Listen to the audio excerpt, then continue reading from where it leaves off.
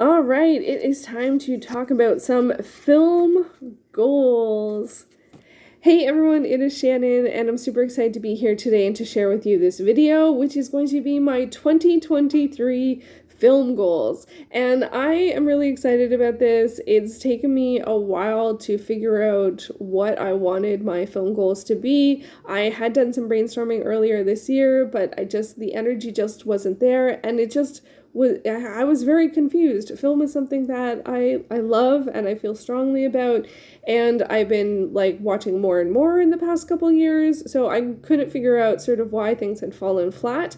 But then I thought about it a little bit more, and I've come up with 5 goals for 2023. Some are very finite, some are a bit more ambiguous, but all of them are meaningful to me, which is always a good place to start with goals. And so let's just get right to it and to what the goals are. The first goal is going to be the most nebulous, I think, maybe, and that is that I want to find out what films that I love now, because I've been a film lover my entire life, and I have noticed in the past couple of years some of my tastes have changed in what films I like to watch and what films I don't like to watch, and I want to get a stronger sense of what are the ones that I do like to watch. And I think that this might be a fun thing to do through videos, so like go and watch a bunch of movies and then come back and go through them and sort of talk about what I liked and what I didn't like, and I think that that will help me get a better sense of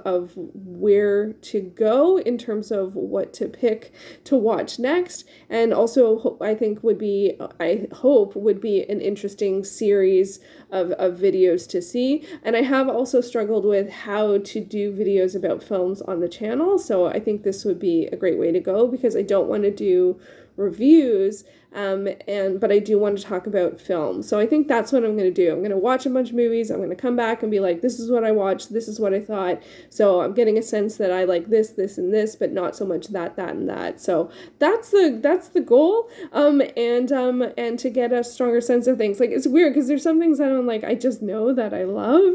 Like, there's some genres and some actors and some directors that I just love.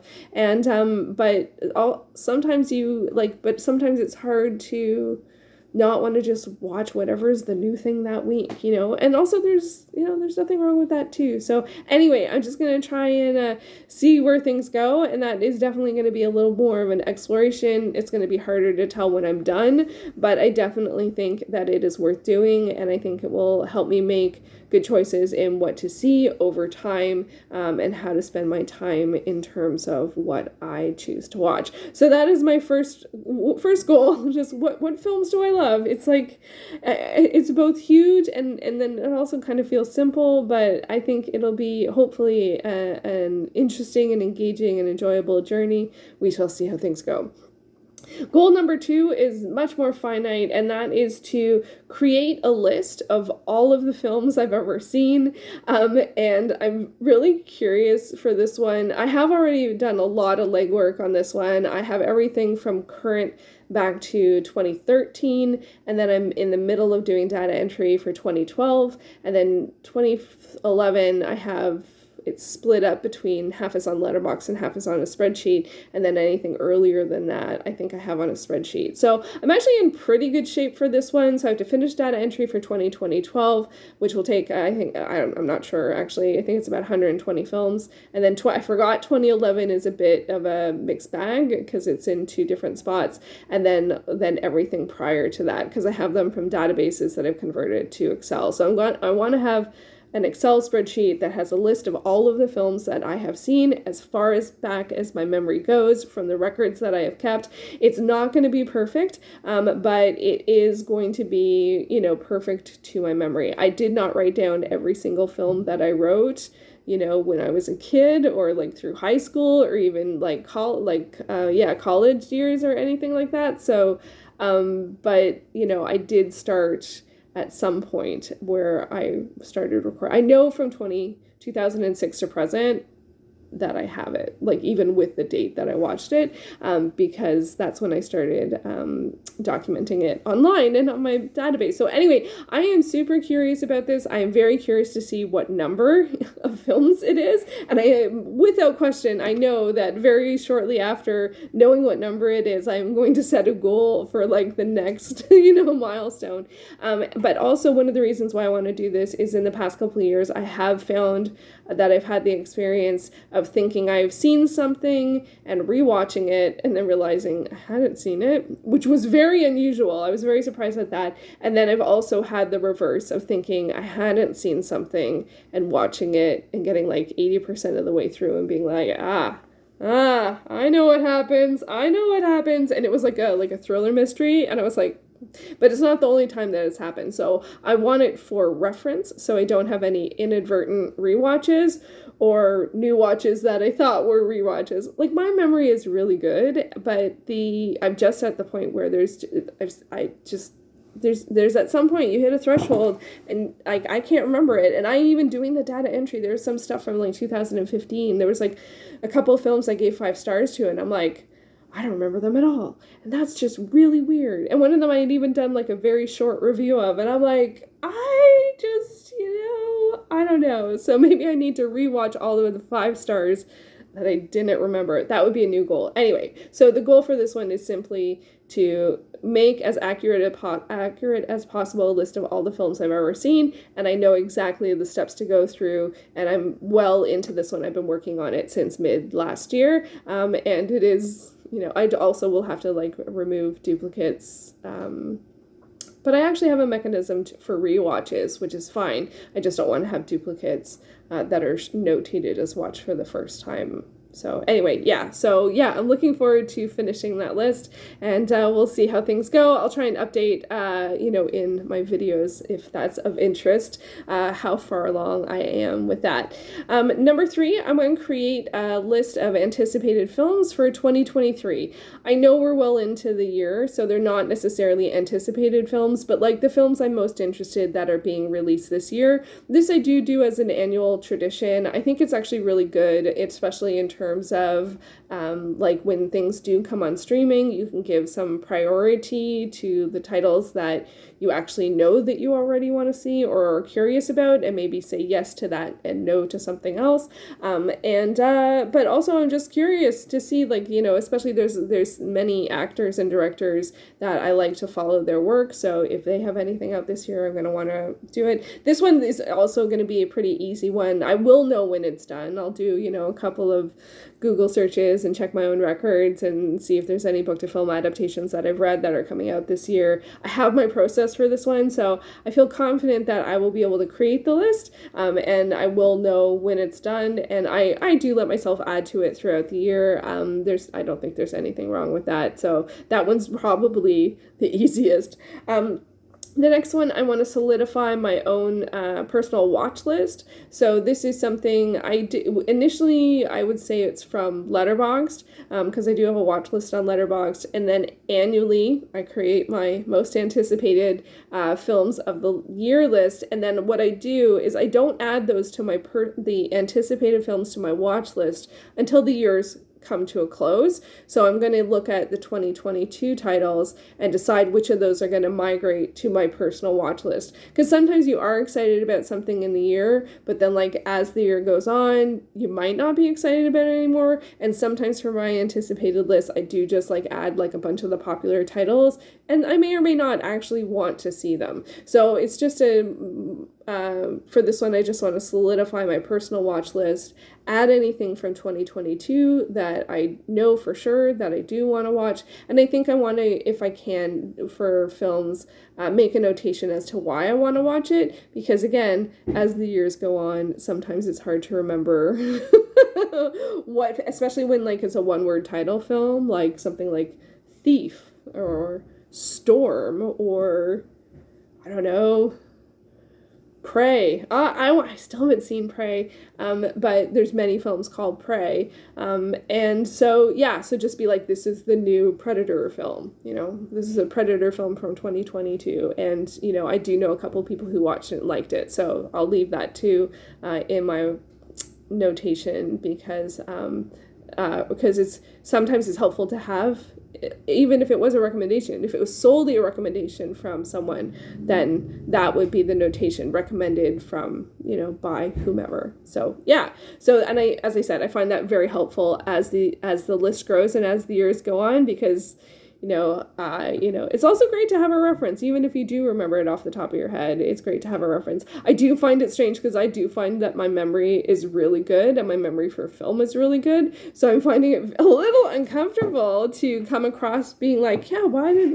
I want to see that? Or what was that film about? Or wow, I seriously, a 5-star film that I can't remember at all. That just very surprising.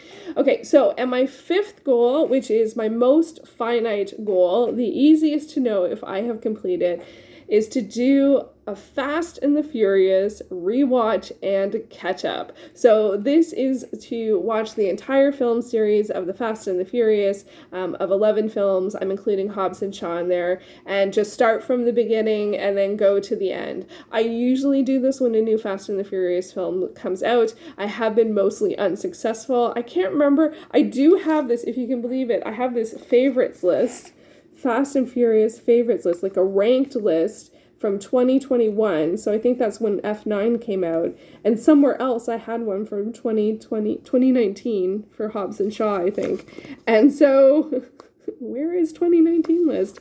So in here is my ranking, I guess, post Hobbs and Shaw. I never ended up seeing F9, which is just so surprising. And as I film this, Fast 10 is out in the theater. And from what I understand, they are saying it is going to be the last film. So I think to give myself the year to enjoy the entire series. I do feel like this is one series that might be a little surprising. That is one of the ones that I enjoy, mostly because of the gender dynamics, especially in the early films. Not the gender dynamics, just sort of lots of the visuals that they give. It's kind of like not my thing. And also, I don't like, car chases. Like, I love action movies, but I don't like car chases.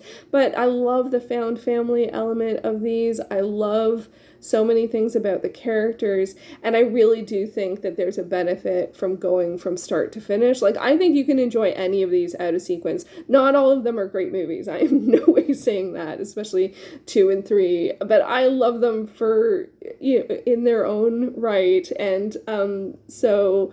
yeah, and some of the other ones, like I think 4 and 6, I've only seen 1 or 2 times. And they are over the top, without question. And I love that they go for it. I think it was Fast 5 was when I came back to the series. I was like, oh, wow, because it was really great, Anyway, and there's so many people involved in it. There's so many actors that are in the series that I love. So it holds a special place in my heart. And so I didn't make it out to the theater to see Fast 10, and I missed F9. It came out during COVID. But I have all of the films up till F9, so I'm like, and a lot of them are on some of the different services. I was looking through Just Watch. If you've never used Just Watch, it's a great app and website where it's best to create an account. And then when you create an account, you can choose the services that you have access to, and then you can just type in the film and it lets you know what services that you've chosen, what services it's on. So it's great. Yeah, so anyway, so that's my 5th and final film goal, is to watch the Fast and the Furious series. I think if I give myself, if I try and watch one every other week, I think I can finish by Halloween. I do try and finish my film goals by Halloween. So yeah, so that's it. That's it. And so we'll see how things go. It's really strange not to have number goals or list goals, which is something that I often do. But I realized really for me, I just really want to figure out what kind of films do I love now and watch more of those. And so I think I'm going to spend some time with my film journal and go through some of the different services and streaming service I have access to and make some lists of some of the films that I'm interested in. And then I'll come back and do videos about what I've watched and how things have gone. And and sometimes I try and do a Fast and the Furious, one video per like do like a countdown. Let me know if you would find that interesting, having like actual reviews of the Fast and the Furious films. I don't know how much I would have to say, but I do love them. I do love them, and yeah. So let me know if you would find that interesting, or I might just tack them on to just my film goals. My plan is to have my schedule be one book-related video a week and one film or TV-related video for the week. That's what I'm going to try and do. And so next week will probably be TV, and then the week after will be film. Or if I watch enough movies, next week might be film. I don't know. So we'll see how things go. I'm trying to be a little more loose in terms of letting things change as time goes on, although I do want all of these lists and to watch the Fast and the Furious. But for my big goal, I do need, I think it's more nebulous than I'm used to, and so I'm not terribly comfortable with that, but I hope it will end up that at the end of the year I will have a stronger sense of the types of films that I love, and I guess by default the ones that I don't, and where I want to spend my time in terms of films to watch. So there you go. Those are my film goals for 2023. Let me know, have you made any film goals for the year? Are you excited for Fast and Furious series, or do you watch the Fast and Furious series? I really do love it. I really do love it. So we'll see. Hopefully this year I will make it through. I failed the past 2 times. No, maybe, I think for Hobbs Shaw I might have. Wait, and that was a spin-off, so I didn't need to. No, I don't think I made it. And this time, those 11 films will get seen. So it's 10 plus Hobbs Shaw. Yeah, so looking forward to that. So there you go. There are my film goals for the year. Do you have film goals? Are you excited for the Fast and the Furious finale, if it's a finale? I am. Love the movies. All right, so thank you so much for watching. I'll be back with another video soon. Take care.